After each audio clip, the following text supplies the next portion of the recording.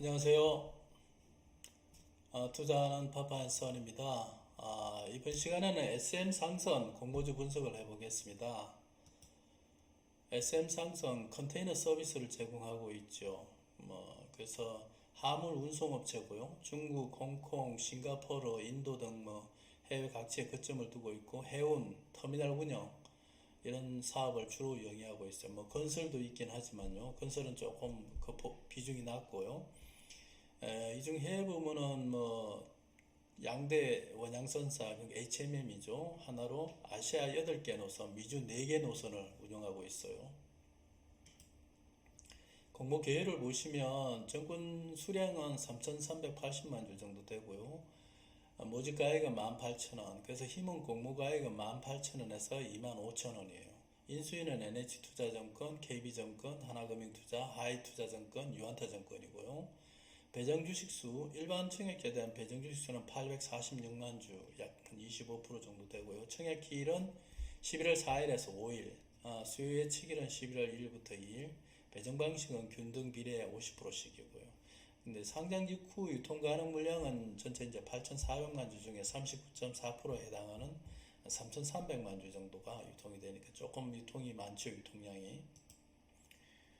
컨테이너 업체 현황을 보시면 컨테이너 운임 지수를 한번 보겠어요. 이거는 2020년부터 해가지고 계속 어느 정체 상태에 있다가 코로나를 겪고 점차 회복이 되면서 지금은 이제 3,712포인트까지 2021년 6월까지 이렇게 돼 있고요.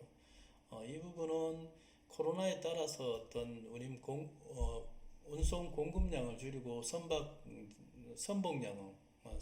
선박량을 좀 줄이고 이런 부분들이 어떤 공급량을 줄이게 되니까 결국은 이제 운임 자체가 올라간 이런 상황이 된 거죠.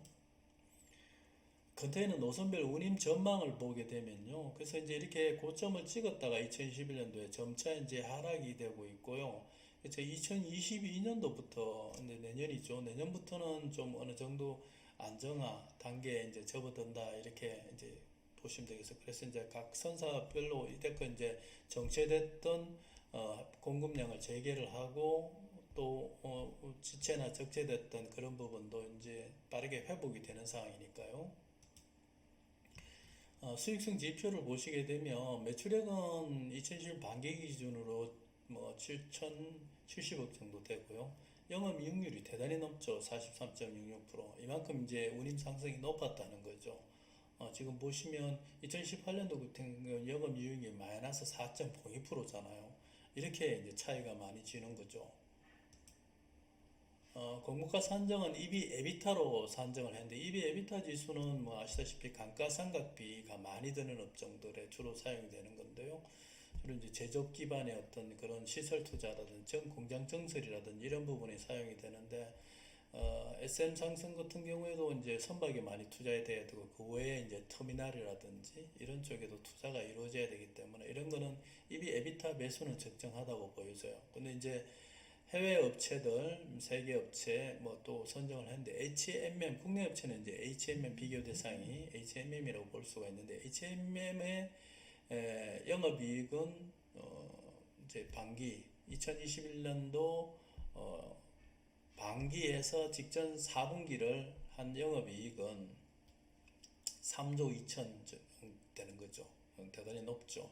그래서 감가상각비가 나왔고요. 그래서 EV 에비타는 4.56 정도 나온 거죠. 그래서 회사는 한 5를 적용했는데 HMM보다 과연 높게 적용하는 게 맞나 하는 그런 생각도 들어요. 왜냐하면 규모라든지 그런 것도 무시를 못하기 때문에죠.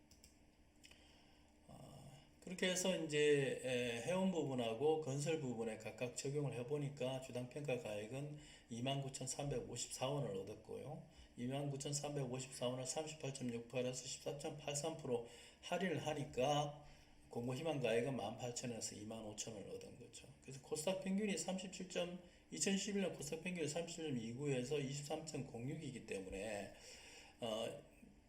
제조 어떤 제조업이나 기존 산업인 이 해운 산업의 같은 경우 이렇게 최고가에 대한 어떤 할인 부분이 오히려 평균 대비 낮다는 것도 약간 좀 고평가를 했다 하는 그런 생각을 들고요. 이제 공가 산정을 위해서 2017년 반기 요약 재무 현황을 보시면 HMM하고 SM 상선하고 비교를 하면 매출액은 뭐 HMM이 더 높죠. 5조 뭐 3천 정도 되고요. 뭐 SM 상선은 7,070억 정도 되니까요. 그다음에 영업이익은 2조나 되고 그다음에 SM 상선은 뭐 3,080억 정도 되니까요. 그만큼 이제 차이가 난다고 볼 수 있겠죠. 두 개 업체 사이에 규모 면에서 차이가 있다는 얘기죠. 그 외에 이제 매출액 증가율이라든지 뭐 영업이익률이라든지 유동 비율은 2011년 반기 기준으로 해서 보면 거의 뭐 비슷해요. 약간 부채 비율 같은 경우에는 약간 HMM이 높은 상황이고요.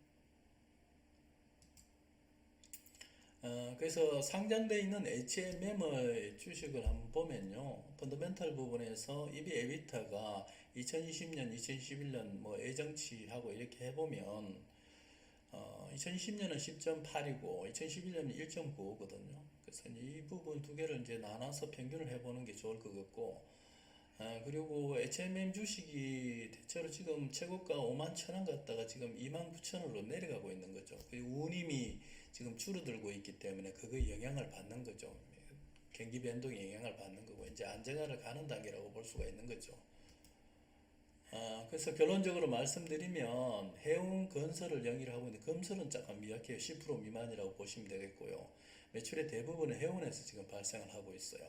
그래서 코로나로 인한 대비 차원에서 기존에 이제 해운 공급량을 줄이고 선박량을 조정하고 이러다 보니까 운임이 이제 갑자기 폭증을 했죠. 그러니까 영업이익률, 이거 말도 안 되는 영업이익률이죠. 43.66%를 기록하게 된 2011년도 이제 상반기 기준으로 그런 상황이고요. 그래서 경기 회복이 지금 쭉 진행이 되고 있기 때문에 이제 뭐 해운 수요는 지금 상승을 하고 있어요. 근데 이제 또 뭐 코로나 여파로 아직까지 이제 비정상적인 하역 운송이 이제 되고 있기 때문에 그런 부분은 이제 조금 약간은 더딘 부분이 있는 거고요. 그래서 그런 현황이 있고요. 아주지역 원양선사로서의 이제 독점적인 지위라든지 뭐 그다음에 뭐 거대 어떤 M2 얼라이언스 그 해외 이제 얼라이언스하고 전략적인 제휴를 해서 어떤 선봉량을 조정한다든지 노선을 조정한다든지 이런 부분은 뭐 하고 있는 부분은 강점이라고 볼 수가 있겠고요.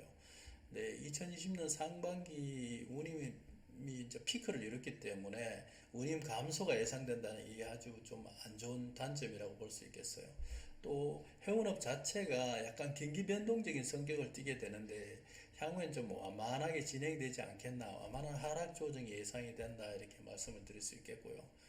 그렇게 해서 HMM의 2020년, 21년 EV 에비타를 평균을 해보면 6.37 정도가 나오는데 그에 비해서는 현재의 5라는 수준은 5 조금 더 되겠죠. 제시가격은 적정하다고 이렇게 보여지고요.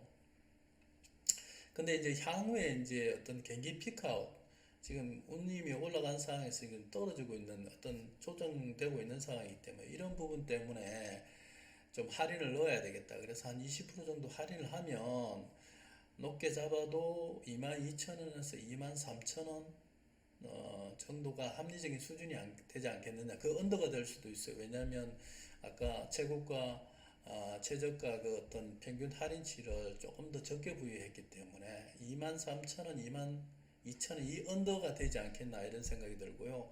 만약에 최고가 25,000원에 결정됐을 때는 투자 메리트가 크지 않다고 보여지는 거죠. 끝까지 봐주셔서 감사합니다. 지금까지 투자는 파파앤선이었습니다.